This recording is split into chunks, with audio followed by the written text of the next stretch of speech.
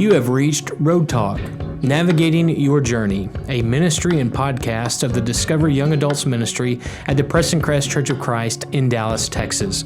We meet at 9:45 on Sunday mornings, and we have small groups all throughout the week. We are located at Preston Road and Highway 635 in North Dallas. My name is Jacob Hawk. I'm the Young Adults Minister and the host of this podcast.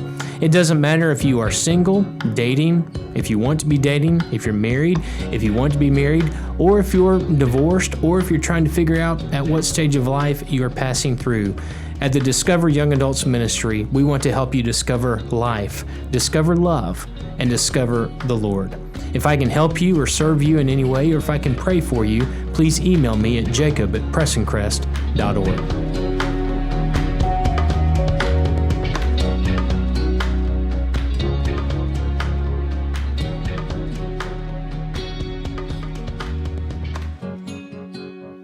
Well, I want to welcome you back to Road Talk, Navigating Your Journey. It's been a few weeks since I was able to host one of these podcast episodes, but hopefully we are back at it today. We are in the Christmas season, and I pray that you have a wonderful Christmas, wonderful holiday season with your family and friends.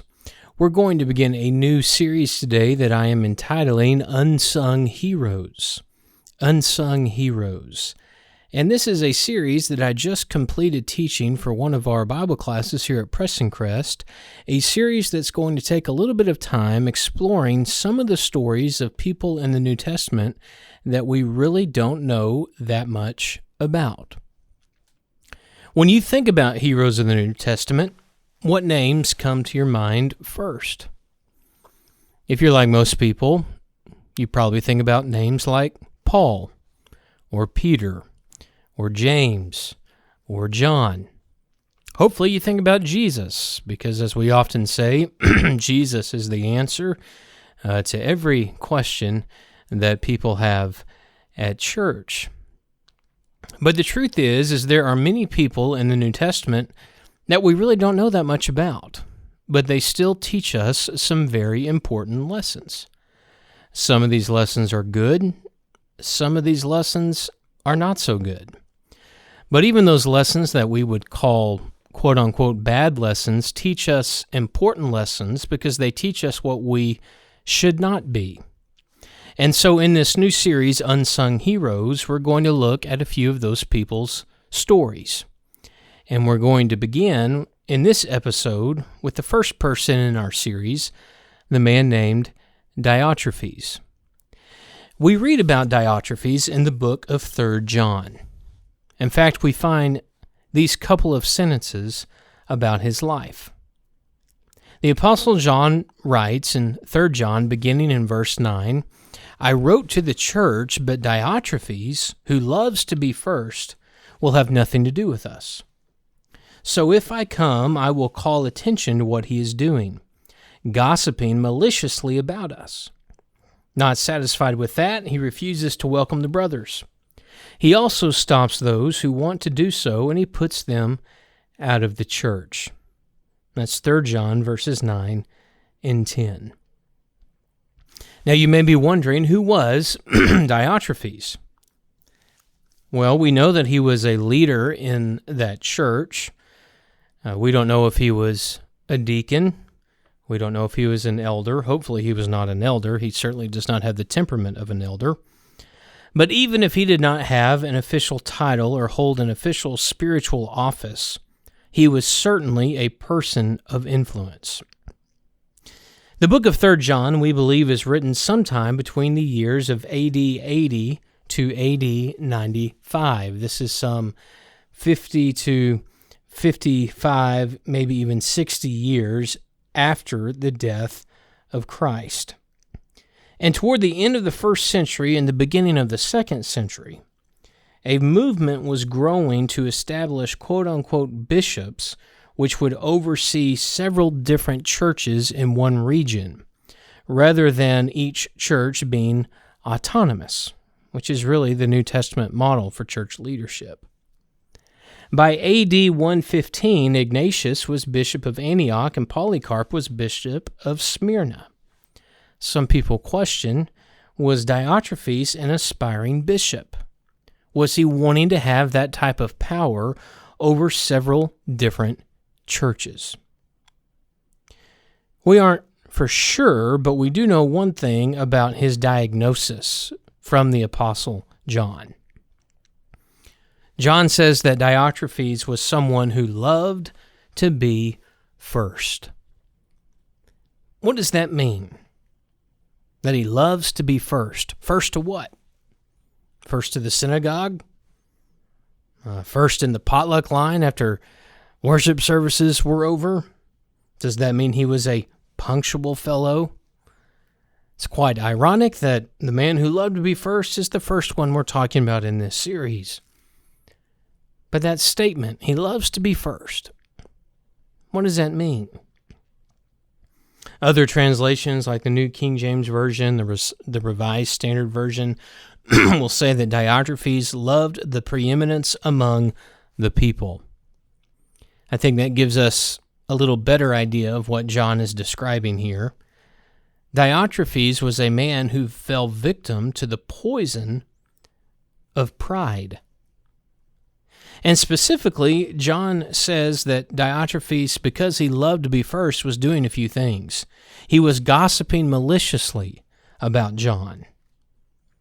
You know, you really have to have a chip on your shoulder to gossip against an inspired apostle.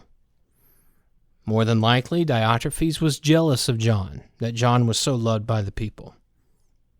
John says that Diotrephes refused to welcome the brothers, as opposed to Gaius, who is the recipient of the book of 3 John, who opened his home to traveling preachers and guests all the time as they would come through the area. Diotrephes was not very hospitable.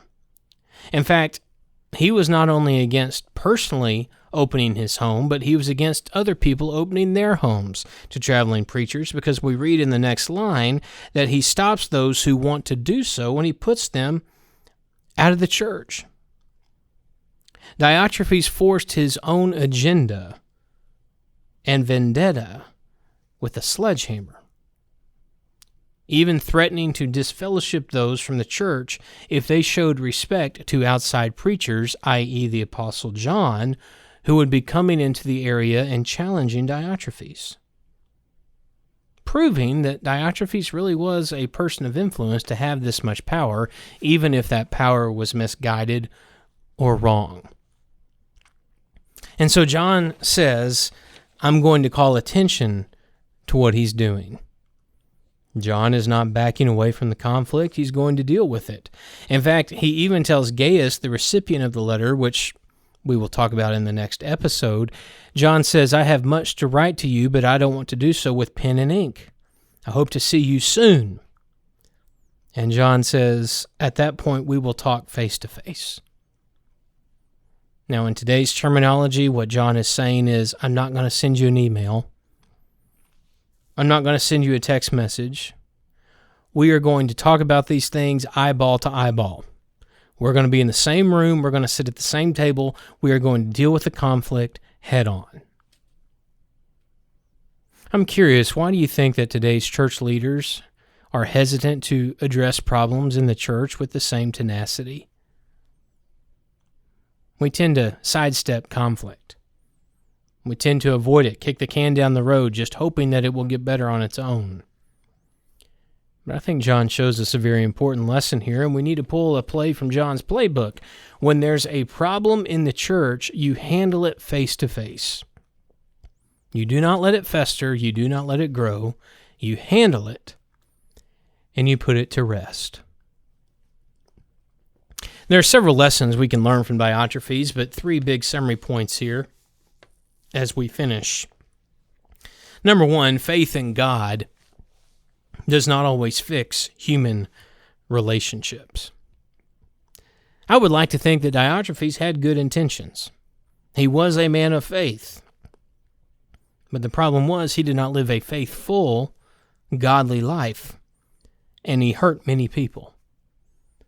Following Jesus is not a journey that includes only us and the Lord. It also includes other people.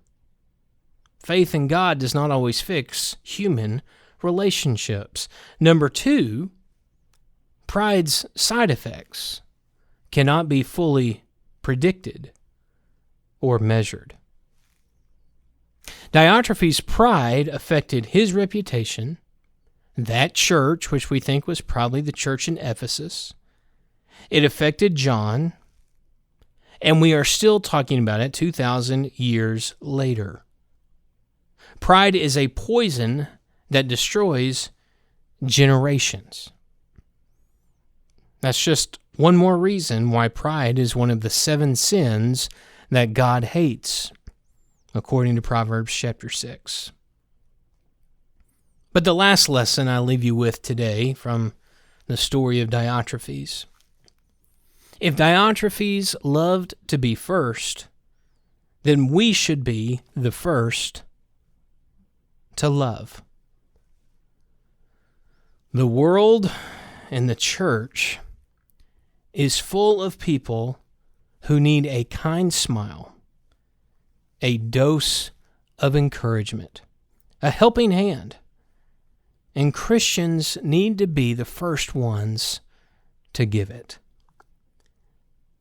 So whether you're going to the doctor's office this week, or the grocery store, a favorite restaurant, or some other place where you will run into other people, let people notice that something is different about you. Diotrephes loved to be first, and that was wrong.